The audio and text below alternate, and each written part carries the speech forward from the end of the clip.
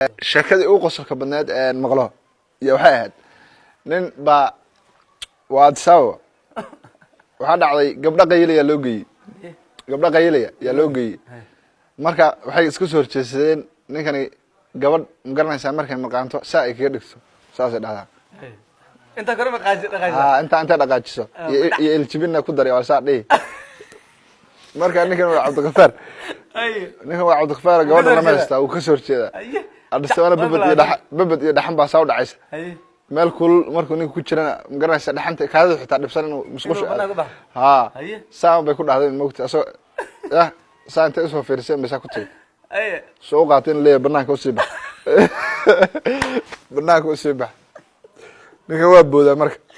dhaxantii iyo babadkiina wuu jiraa banaanka unbuu boodaa soo afku jeelka labada gabay 30 daqiiqo markuu taagnaa ilaa 40 daqiiqo oo wax u soo baxay waaye umbu ku soo laabtaa malaha wax chance way weeday ku soo kacdo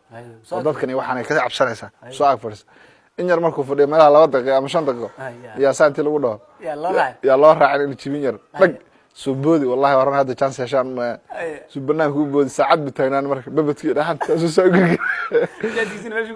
jaadkiisina meeshu yaala soo girgirinay ya markii dambe uu arkay inay wuxuu fahmay inay gabadha ku ciyaarayso